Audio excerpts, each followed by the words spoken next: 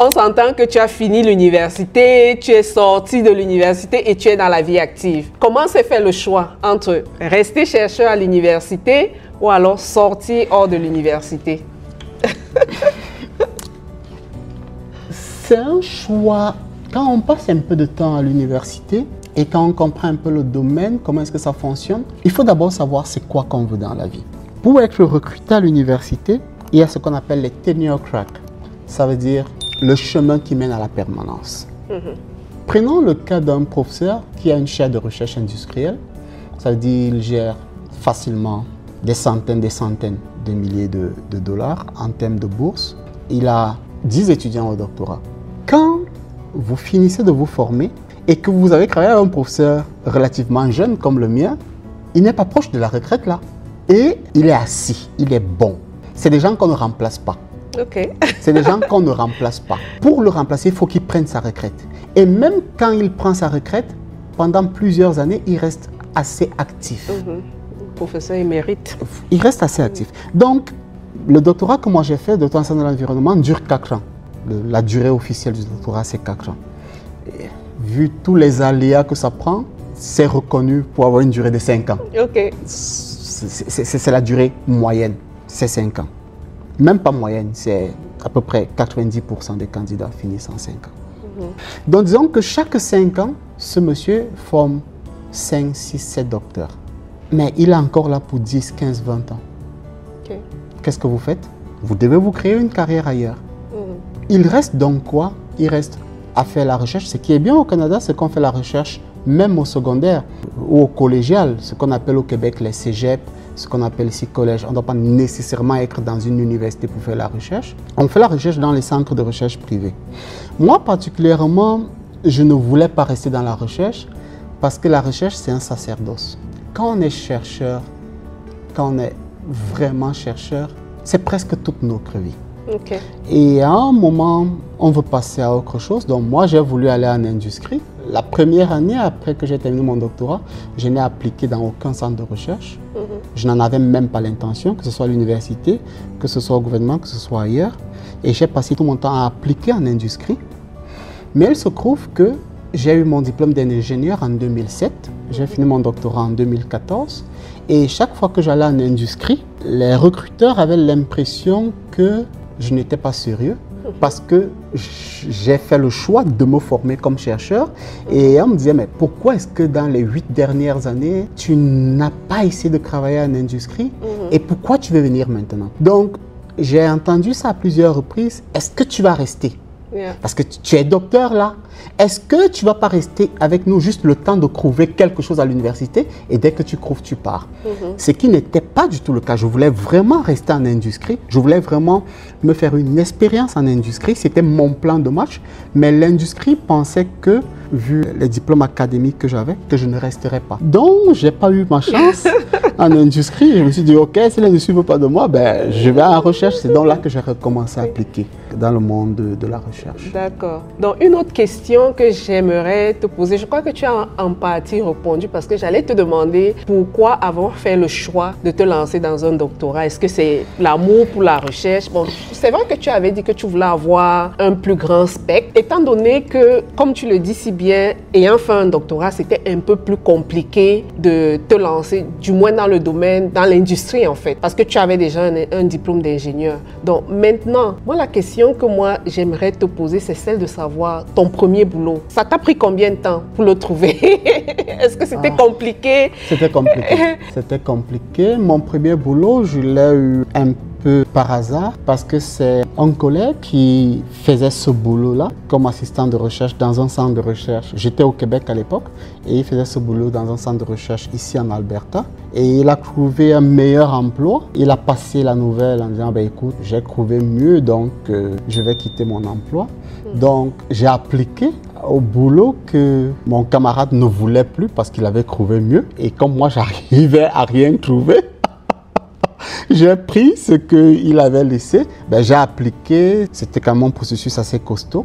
et j'ai été retenu. Mais ce que je voulais dire, c'est important que je mentionne ça. À l'époque, je parle des années 2010, quand on venait au Canada comme étudiant international, on n'avait pas le droit de travailler. En fait, l'idéal, dans un monde idéal, ce que j'aurais dû faire, c'est lorsque j'avais terminé ma première, ma deuxième année de doctorat et que j'étais déjà dans le système, il aurait été plus sage de commencer à faire des petits boulots, même dans la recherche, pour me bâtir un réseau et pour me faire de l'expérience professionnelle. Okay. Sauf qu'à l'époque, quand moi j'étais sur les bancs, les étudiants internationaux n'avaient pas le droit de travailler.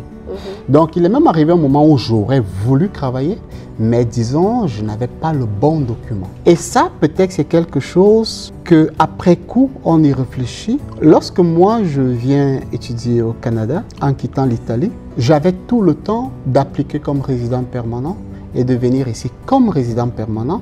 Déjà, l'école allait me coûter beaucoup moins cher parce que je n'allais pas payer les frais majorés. Aujourd'hui, au doctorat, c'est à peu près aboli à grandeur du Canada, les frais majorés. Mais lorsque moi, j'étais au doctorat, je payais des frais majorés.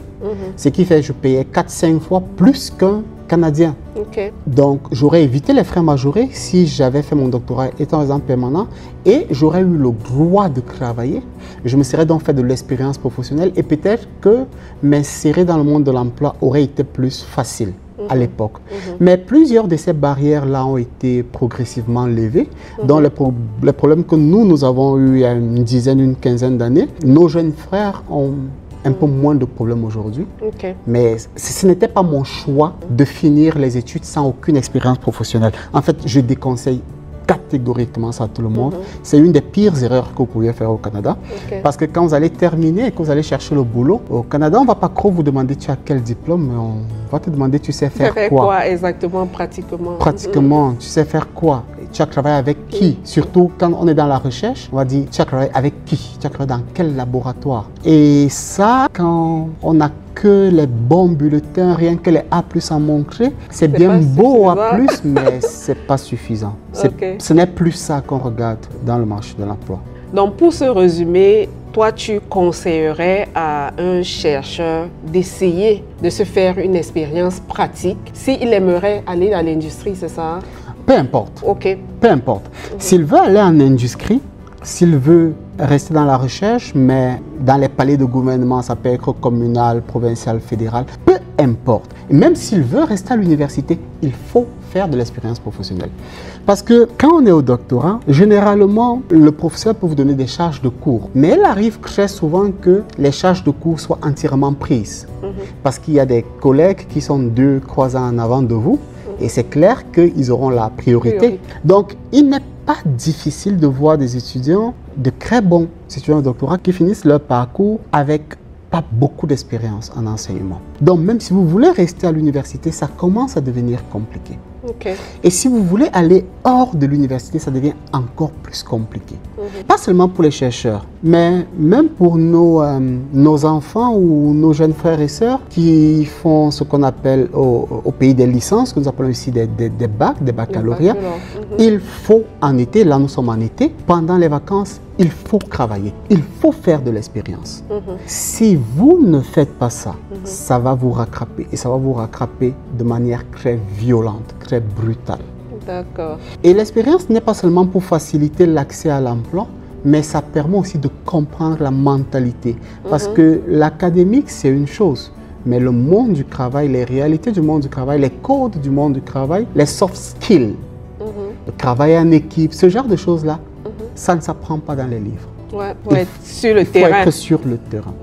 Donc ça, je le conseille vraiment à tout le monde là, peu importe ce que vous étudiez, avant de graduer, avant d'obtenir votre diplôme, assurez-vous que dans votre CV, il y a 1 ou 2 lignes en termes d'expérience professionnelle. Il faut ça. D'accord. Ok. Donc maintenant, on va un peu parler des perspectives de carrière, de l'évolution de la carrière. Donc dans ton domaine, si quelqu'un a le même parcours que toi, qu'est-ce que tu recommandes pour pouvoir évoluer? La première chose que moi je recommanderais, prenons le cas idéal où quelqu'un est au Canada déjà, il a fait sa licence, son baccalauréat, sa maîtrise. Personnellement, je déconseillerais automatiquement après la maîtrise de s'engager dans un doctorat. Je le déconseillerais. Ok. Et pourquoi? Si tout le monde pouvait faire un doctorat, je conseillerais à tout le monde de le faire. ça ouvre l'esprit, c'est autre chose, c'est un autre monde. D'accord. Ça donne des compétences que l'on ne peut pas imaginer si on ne l'a pas fait. Mais ça ferme beaucoup de portes. Ouais. Ça ferme parce que parfois on dit que vous êtes surqualifié, vous n'êtes pas pratique, on dit oh les docteurs là, trop de... vous n'êtes pas pratique en fait. Quelqu'un qui veut vraiment avoir une bonne carrière professionnelle, ce que moi je conseillerais, c'est après le baccalauréat, si la personne peut commencer après la licence, pour que nos le bachelor, après le bachelor, oui. On dit baccalauréat après le bachelor, oui. Si on peut commencer à faire un peu d'expérience, peut-être en allant en maîtrise à temps partiel, comme ça on a un pied un peu dans les deux mondes. Et en fonction de ce qu'on fait, ça peut même être l'employeur qui vous dira si vous voulez aller chercher telle compétence, nous payerons. Alors on se retrouve dans une configuration où on n'arrête pas de gagner de l'argent. Même si ce n'est pas full-time, même si c'est juste à temps partiel, on continue à gagner de l'argent, ce qui fait qu'on se construit son crédit, on peut commencer à s'acheter sa propriété. Bref, on vit. On ne bloque pas sa vie pour des études. Je déconseille fortement aux gens d'avoir une vie bachelor, maîtrise, doctorat. C'est une erreur. Il faut solidifier ça avec le marché de l'emploi. Maintenant, si quelqu'un se retrouve dans la situation dans laquelle moi j'étais, où on sort de l'Europe ou de l'Afrique et on a été pris directement au doctorat, ce qu'il faut faire, c'est faire des simulations d'entrevue. C'est dire, qu'est-ce que j'aimerais faire? Ok, j'aimerais appliquer, j'aimerais être professeur d'université. Dans mon domaine, c'est quoi les universités? Ce sera les 2 ou 3 universités du réseau UQ qui ont de la foresterie. Ce sera l'Université Laval, ce sera University of New Brunswick, University of British Columbia.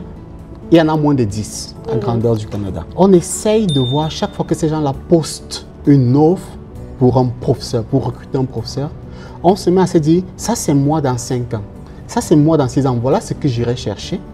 Et on essaye d'acquérir les compétences qui sont recherchées dans cette offre-là. Si on essaie d'avoir les compétences au moment où on applique, c'est un peu trop tard. C'est un peu comme... merci beaucoup Marie-Agnès. Lorsqu'on fait les entrevues, c'est une question que beaucoup de personnes parfois ne comprennent pas. Et vous voyez un recruteur qui vous dit, où est-ce que vous vous voyez dans 5 ans? Ouais, c'est une question qu'on pose très souvent. C'est une question qui a l'air de rien. Où est-ce que vous voyez dans 5 ans? Mais en fait, ce que le recruteur veut voir, c'est si cette personne est au même poste, à la même position, sans que les avantages l'augmentent, dans 5 ans, ce sera boring. La personne va s'ennuyer, la personne aura l'impression de ne plus s'accomplir et aura envie de partir. Et peut-être elle ira à la concurrence. Donc, l'employeur veut voir que ce candidat a envie de progresser. Parce que s'il a envie de progresser, comme ça, dans 5 ans, il aura cherché le poste au-dessus. Et comme ça, la personne ne va pas avoir le temps de s'ennuyer. Parce qu'elle sera toujours en train de progresser. C'est la même chose qu'il faut faire. Vous devez vous demander à vous-même, où est-ce que je me vois dans 5 ans? Et travailler pour acquérir les compétences de telle manière que dans 5 ans, quand vous serez assis en face des recruteurs, vous ayez déjà ce qu'il faut.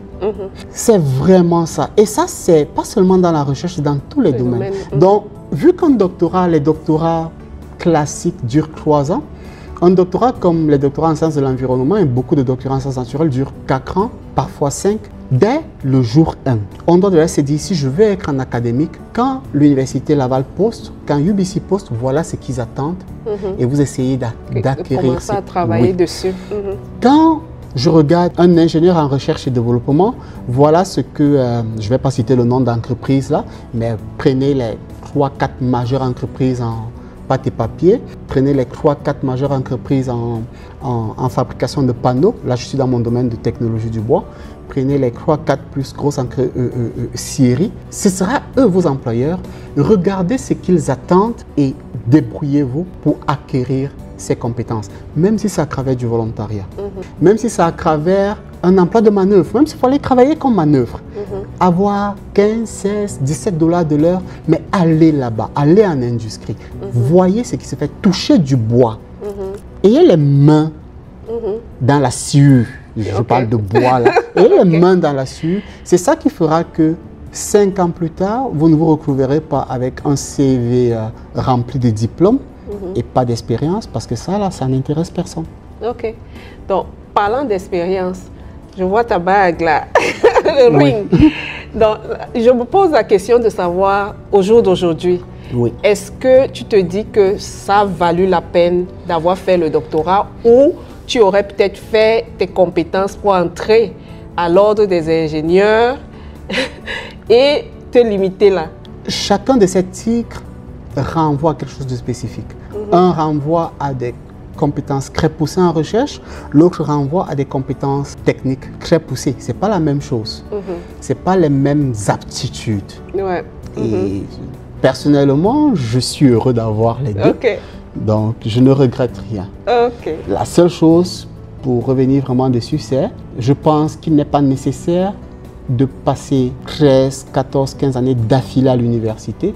On peut le faire autrement. On peut le faire autrement. Bon, il faut qu'on précise. Tu n'as pas dit qu'on ne doit pas le faire, mais le faire autrement. Oui, je suggère fortement de le faire autrement. Je suggère d'acquérir ces diplômes tout en étant dans le marché de l'emploi, tout en prenant de l'expérience professionnelle, parce que là aussi, on est plus épanoui. Voilà, on peut avoir une vie vraiment équilibrée en faisant les trois choses, en ayant une vie familiale. Moi, j'accorde beaucoup de valeur à la vie familiale. Une vie familiale en travaillant, en faisant des études. Ce n'est pas nécessaire de focus juste sur le travail, juste sur les études. Bon, ça peut se faire. En fait, ça se fait même mieux ensemble, parce qu'on peut aussi prendre les concepts qu'on apprend et les appliquer. Et là, ça devient vraiment intéressant. Quand ce qu'on apprend à l'université, quand on se dit dans son doctorat, mais voilà, j'ai eu une idée. On se dit, mais pourquoi ne pas l'appliquer? On le propose. Et c'est justement le reproche qu'on fait au docteur, que vous n'êtes pas pratique. Vous avez beaucoup de théories parfois. Bon, pas tous les doctorats. Pas tous les doctorats, mais certains. Donc, on dit que c'est beaucoup de théories, mais concrètement, là... Donc, c'est exactement ça, Marie-Agnès. Ce que vous avez dit, j'aime beaucoup ça. On peut le faire autrement. Et ça, c'est quelque chose que malheureusement, les candidats issus de l'immigration, parfois ne comprennent pas ça, parce qu'on vient de milieux où on a le culte de diplôme. On a le culte du diplôme. Alors, on se dit docteur. Non, au Canada, ce n'est pas ça. C'est mieux de le faire autrement. C'est vraiment mieux de le faire autrement. Et ça facilite l'intégration dans le marché du travail. Ça facilite l'intégration. Il n'y a pas deux manières d'avoir une belle carrière. C'est de collaborer avec des gens. C'est d'être avec des gens qui ont la pleine mesure de vos compétences. Et la seule et unique manière pour que des personnes aient la pleine mesure de vos compétences, c'est que vous devez être avec ces personnes-là. Vous devez cheminer avec elles. Ça veut dire que vous devez être en train de travailler avec elles, avec ces personnes-là.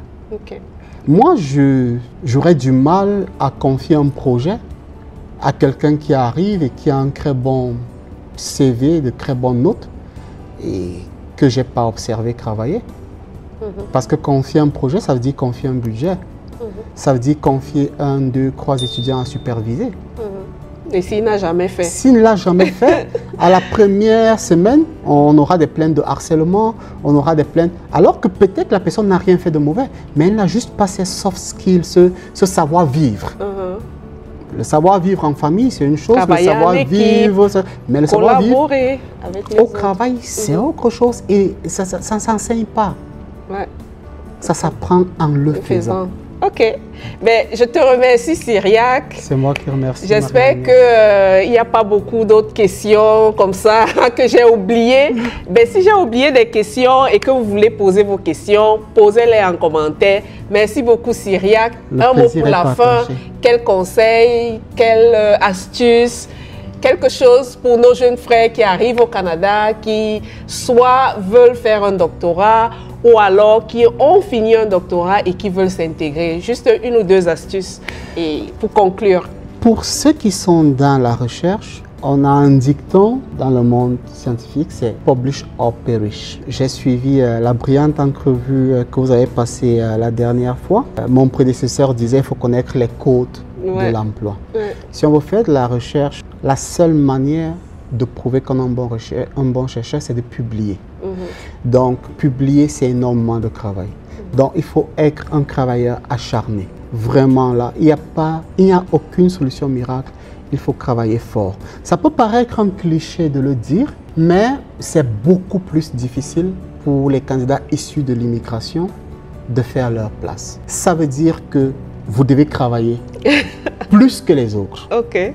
Vraiment là, vous devez travailler beaucoup plus que les autres, juste pour avoir les mêmes opportunités. Donc, Marie-Agnès, il n'y a pas de solution miracle, c'est le travail. Ok. Il faut beaucoup travailler et il faut collaborer. Il faut beaucoup collaborer.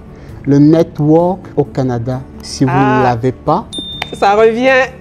Il faut collaborer. Il faut travailler avec des gens. Et ce n'est pas oh, Marie-Agnès est ma camarade au Cameroun. Non, non, non, ce n'est pas du copinage. Parce que beaucoup de personnes confondent networking et copinage. Il faut vraiment se demander, qu'est-ce que j'apporte à ce collègue et qu'est-ce que ce collègue m'apporte. Après qu'il soit vert, rouge, jaune, noir, blanc, rouge, violet, peu importe sa couleur, peu importe, whatever, tout le reste, on s'en fout. La question c'est, quelles compétences il m'apporte? Si je travaille avec lui, qu'est-ce que j'apprends? Qu'est-ce que je gagne? Et qu'est-ce que je apporte? C'est ça le networking. Il faut se mettre dans des configurations, dans des équipes où on a quelque chose à apporter et où on a quelque chose à gagner. Ça veut dire, c'est pas parce que tu es Camerounais que je vais travailler avec toi. C'est pas parce que... Non. C'est qu'est-ce que tu as comme compétence. Et il faut vraiment être très honnête envers soi-même, essayer d'acquérir le maximum de compétences possibles pour toujours être en train d'apporter. Il ne faut pas stagner. Ça veut dire qu'il faut être toujours en train d'apprendre. Les week-ends, oui, vous pouvez aller jouer au 2-0, mais c'est un crime de passer tout un week-end sans avoir lu quelque chose, sans avoir, hors du boulot, sans avoir acquis une petite connaissance. Parce que c'est ça qui fera que vous serez toujours à jour. C'est ça qui fera que vos collègues, ils peuvent vous aimer ou pas. Mais surtout dans le Canada anglophone, quand on est compétent, ça ne se discute pas. Ça ne se discute pas. Ils vont vous faire de la place. C'est ça. À un certain moment, vous ne chercherez plus les collaborations. On viendra vous chercher parce que vous avez quelque chose à apporter. Mais ça veut dire que vous travaillez. Ça veut dire que vous lisez. Ça veut dire que vous vous mettez à jour. Donc c'est vraiment ça, le conseil, c'est de beaucoup travailler et de se mettre avec des gens qui ont des choses à vous amener.